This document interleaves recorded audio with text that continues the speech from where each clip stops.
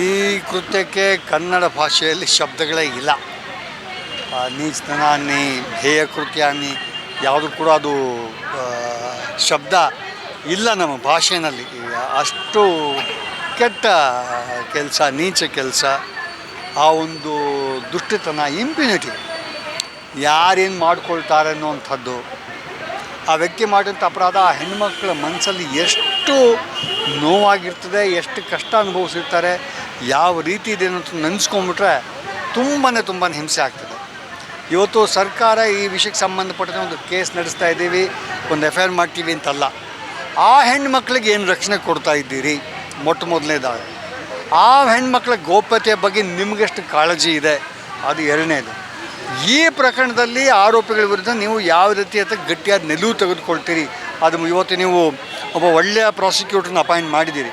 ಬ್ಯಾತ ಜಗದೀಶ್ ನಮ್ಮೆಲ್ಲರ ಪರಿಚಯದ ವ್ಯಕ್ತಿ ಮತ್ತು ಅದ್ಭುತವಾದಂತಹ ಪ್ರಾಸಿಕ್ಯೂಟರ್ ಆಗಿರುವಂಥವ್ರು.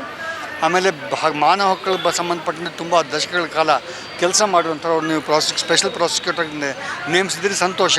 ಅವ್ರಿಗಷ್ಟೇ ಅಷ್ಟೇ ರೀತಿಯಾದಂತಹ ಸಹಕಾರ ಮತ್ತು ಸ್ವಾತಂತ್ರ್ಯ ಕೊಡಬೇಕಾದ ಅವಶ್ಯಕತೆ ಇದೆ. ಎರಡನೇದಾಗಿ. ಮೂರನೇದಾಗಿ ಸಾಕ್ಷಿಗಳ ಗೋಪ್ಯತೆ, ಸಾಕ್ಷಿಗಳ ರಕ್ಷಣೆ ಸರ್ಕಾರದ ಕರ್ತವ್ಯ ಆಗ್ತದೆ. ಈ ಪ್ರಕರಣದಲ್ಲಿ ಎಲ್ಲರಿಗೂ ಗೊತ್ತಿರುವಂತೆ ಈ ಕುಟುಂಬಕ್ಕಿರುವಂತಹ ಇನ್ಫ್ಲುಯೆನ್ಸ್ ಎಷ್ಟರ ಮಟ್ಟಿಗೆ ಇದೆ ಅನ್ನೋಂಥ ನಮ್ಗೆ ಗೊತ್ತಿದೆ.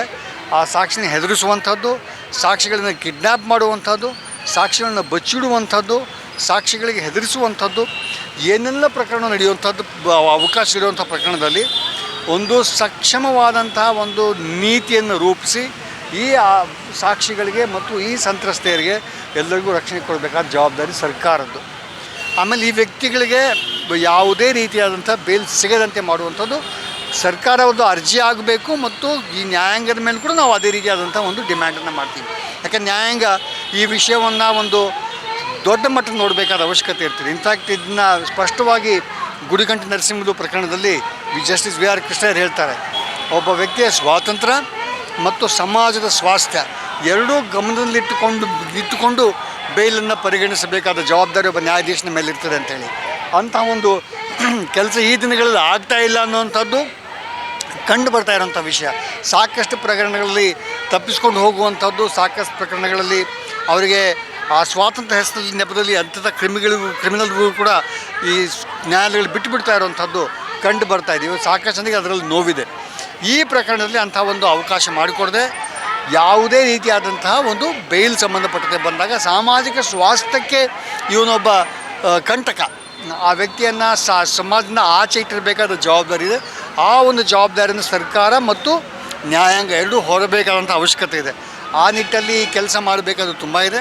ಈ ಸರ್ಕಾರದ ಮೇಲೆ ಜನರ ಒತ್ತಡ ಇವತ್ತು ಹೇರ್ತಾ ಇದೆ. ಆ ಒತ್ತಡವನ್ನು ಇನ್ನಷ್ಟು ಹೆಚ್ಚಿಸಬೇಕಾದ ಅವಶ್ಯಕತೆ ಇದೆ. ಯಾಕಂದರೆ ಸರ್ಕಾರ ತನ್ನ ರಾಜಕೀಯ ಲೆಕ್ಕಾಚಾರಗಳ ನಡುವೆ ಈ ಪ್ರಕರಣ ನಡೆಸಬಾರದು ನಮ್ಮ ನಂಬಿಕೆ. Thank you.